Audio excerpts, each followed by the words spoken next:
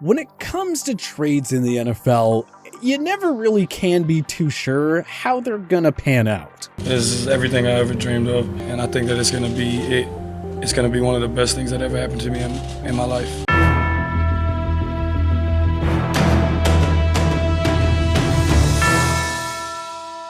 In many instances, acquiring a Pro Bowl veteran has backfired terribly for some franchises. Just ask the teams who made these 10 ill-fated trades for big-name players, only to watch them backfire big time.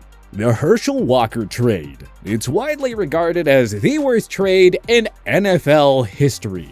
And for good reason. It changed the landscape of the league forever. The 1982 Heisman Trophy winner displayed true signs of superstardom during his first 3 years with the Dallas Cowboys. Walker earned Pro Bowl nods in the 1987 and 88 seasons, rushing for 1,514 yards in the latter. But the Cowboys were in a rebuilding stage under new owner Jerry Jones and head coach Jimmy Johnson. And when the championship hopeful Minnesota Vikings inquired about Walker, the Cowboys couldn't say no. The San Diego Chargers got involved in the 3-team blockbuster, receiving Darren Nelson from Minnie. The Vikings received Walker and 4 total draft picks. The Cowboys got 4 players and a bundle of picks. Johnson would turn some of those selections into all-time rushing king Emmitt Smith, Pro Bowl safety Darren Woodson, standout corner Kevin Smith, and star defensive tackle Russell Maryland. All 4 men emerged as central pieces of the Cowboys' 90s dynasty that won 3 Super Bowls. As for Walker, in his 2+ seasons with Minnie, he never came close to 1,000 yards. He compiled 2,264 total rushing yards and 20 touchdowns in 42 games, never turning into that final piece of their Super Bowl puzzle that the Vikings had envisioned. And, rather ironically for Minnesota, acquiring Walker inadvertently gave Dallas all the pieces they needed to complete their dynasty.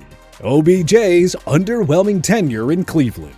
The Browns were the 2019 offseason darlings when they acquired Pro Bowl wide receiver Odell Beckham Jr. in a blockbuster deal with the New York Giants. The Browns suddenly became a trendy pick to make the postseason. OBJ was joining a young core led by Baker Mayfield, Nick Chubb, Jarvis Landry, and Myles Garrett. The potential for this team was seemingly limitless, but Beckham and Mayfield could never find that chemistry that the former shared with Eli Manning. In 2019, he caught 74 passes for 1,035 yards and 4 touchdowns. Beckham averaged just 64.7 yards per game, which was a far cry from the 92.8 he averaged per game as a Giant. Beckham played 7 games in 2020 before suffering a torn ACL. The Cleveland offense played better without him, and the team advanced to the postseason for the first time in 18 years. They'd go on to reach the AFC divisional round, narrowly falling to the Kansas City Chiefs. The following season, in 2021, Beckham mustered just 6 catches for 232 yards and 0 scores through 6 games. He and the Browns finally agreed to part ways, and Beckham was released after Week 8. Well, so much for that experiment. Raiders acquire, then cut Antonio Brown. From 2014 to 2018, Antonio Brown was by far the NFL's best wide receiver. He was on a Hall of Fame trajectory with Ben Roethlisberger throwing him the football, and AB looked poised to finish his career right where it started, in the Steel City. But late in the 2018 season, Brown's relationship with Roethlisberger and the Pittsburgh coaches deteriorated, which prompted them to skip their Week 17 finale against the Cincinnati Bengals. AB requested a trade, and the Steelers had no choice but to move on from the disgruntled superstar. They eventually dealt him to the Oakland Raiders for pennies on the dollar, as they only had to part with 3rd and 5th round draft choices. Oddly enough, the Steelers wound up winning this trade because Brown never played a snap for the Raiders. As off-the-field issues began to mount, Brown quickly came to dislike his new team. He angrily confronted GM Mike Mayock for fining him over missed practices. He suffered frostbite in a cryotherapy machine because he didn't wear proper footwear, and he threatened to retire because the NFL banned his preferred helmet. Brown's antics became way too much, to the point where the Raiders released him before the 2019 season even began. Had the Raiders never traded for Brown, perhaps they would have landed another playmaking receiver to help the offense. They sure could have used one, as no Oakland wide receiver hit 700 receiving yards in 2019. So trading for Brown never did end up solving the Raiders' need for a number 1 wideout. And they gave away 2 draft picks to Pittsburgh, who found a new stud receiver in Deontay Johnson with the 3rd rounder Oakland gifted them. Cowboys go all in for Roy Williams. The Dallas Cowboys already had a star named Roy Williams, a 5-time Pro Bowl safety who helped them emerge as a Super Bowl contender in the early years of the Tony Romo era. Early in the 2008 season, the Cowboys made a blockbuster move for the other Roy Williams. We're talking about the star wideout of the Detroit Lions. The Dallas Cowboys go out and they trade a first, third, and sixth round draft pick to the Detroit Lions for Roy Williams. Williams spent 3 seasons in Dallas, but never got on the same page as Romo. Even when Owens left the Cowboys in 2009, Williams failed to step up as the top wideout on the team. Williams played 40 games over 3 seasons with Dallas, totaling only 94 catches for 1,324 yards and 13 touchdowns. He never hit 40 receptions or 600 yards in a season with Dallas, making this one of Jerry Jones's absolute worst moves. Raiders swing and a miss on Carson Palmer.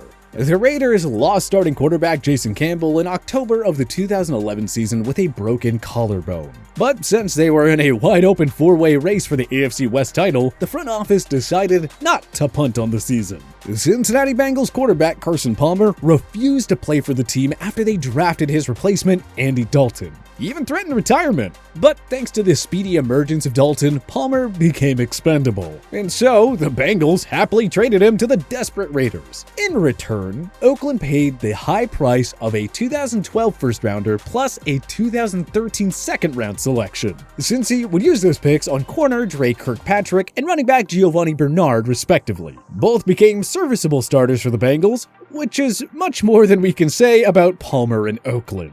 In his 1.5 seasons there, Palmer went 8-16 as the starter and had just 35 touchdown passes against 30 picks. Maybe if he stayed on as their quarterback long term, the trade wouldn't have looked so bad in hindsight. But the Raiders gave up on Palmer and traded him to the Arizona Cardinals in the 2013 offseason. He regained his Pro Bowl form there and even led them to the 2015 NFC Championship game. Oh, Raiders. And this isn't even going to be the last time we'll see them on this list. Packers sell the farm for John HADL. HADL was a bona fide star during his tenure with the San Diego Chargers and later the Los Angeles Rams. The 4-time AFL All-Star led the Bolts to an AFL championship in 1963. His success continued at the NFL level. He earned Pro Bowl nods in 1972 with the Chargers and 1973 with the Rams. On top of that, he led the league in both passing yards and passing touchdowns in 1971. The Green Bay Packers were struggling and in need of a capable starter. So, during the 1974 season, they sent 5 draft picks to the Rams in exchange for the 34-year-old HADL, a pair of first-rounders, 2 seconds, and a third. Simply put, HADL was not the solution to Green Bay's QB woes. He started 19 games over the 74 and 75 seasons, going 7-12 while compiling just 9 touchdowns and a whopping 29 interceptions. Green Bay was clearly desperate to return to the glorious Bart Starr Vince Lombardi days, but the path to a quick fix only left eggs on their faces, and it would take 17 years until they found their next franchise QB in Brett Favre. Revis Island disappears in Tampa Bay. Unable to agree on a long-term contract, the New York Jets traded All-Pro corner Darrelle Revis to the Tampa Bay Buccaneers in the 2013 offseason. In return, Gang Green received the number 13 pick in that year's draft, plus a 2014 conditional 4th-rounder. That was only half the mistake made by Tampa. They then inked Revis to a mammoth 6-year extension worth $96 million before he ever played a snap for them. Though Revis earned another Pro Bowl nod in 2013, he simply was not the same player in Lovie Smith's defense. Worst yet, Tampa decided to cut Revis after just 1 season, so they basically wasted that valuable 2013 first-rounder for nothing. And wouldn't you know it, the Jets would turn that pick into future Pro Bowl defensive tackle Sheldon Richardson. As for Revis, he went on to sign with the New England Patriots following his release, winning his lone Super Bowl ring with the Pats that season. Donovan McNabb disappoints in DC. In an offseason stunner, the Philadelphia Eagles traded 6-time Pro Bowl quarterback Donovan McNabb to their NFC East rivals in Washington, in exchange for a 2010 second-round pick plus a 2011 conditional selection that turned into a fourth-rounder. McNabb was coming off his 6th Pro Bowl season and had led the Eagles to consecutive playoff appearances, so it looked like a steal of a move for Washington, at least before the season started. Needless to say, going from the QB factory in Philly to the QB graveyard in DC led to McNabb's inevitable decline.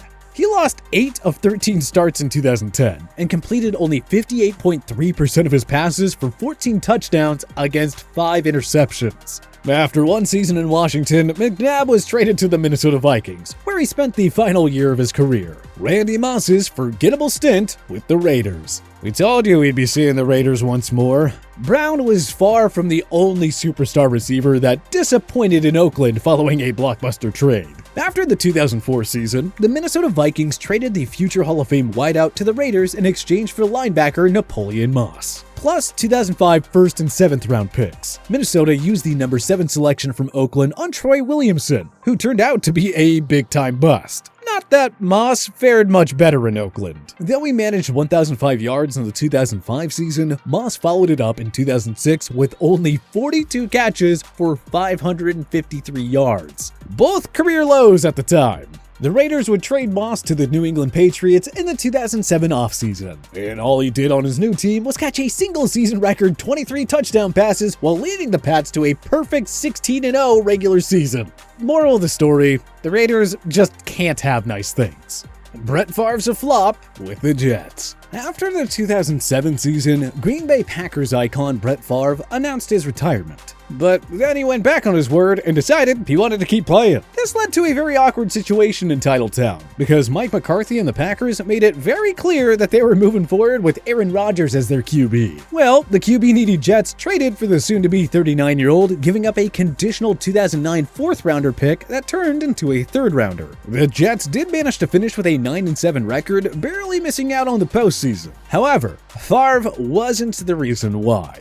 He had 22 touchdowns against 22 interceptions. And by the way, the Packers used that 2009 3rd-rounder to move up and trade for future Pro Bowl linebacker Clay Matthews, who led the team to a Super Bowl 45 championship in his 2nd season. But what other trades involving NFL superstars backfired big time? Join us in the comment section below. If you like this video and learned a thing or two, clicking the like button helps out a ton. And hey, we appreciate it. If this is your first time coming around to TPS though, subscribing is a great idea because we put out videos like this every single day. But as always, thanks for watching and we'll see you guys next time.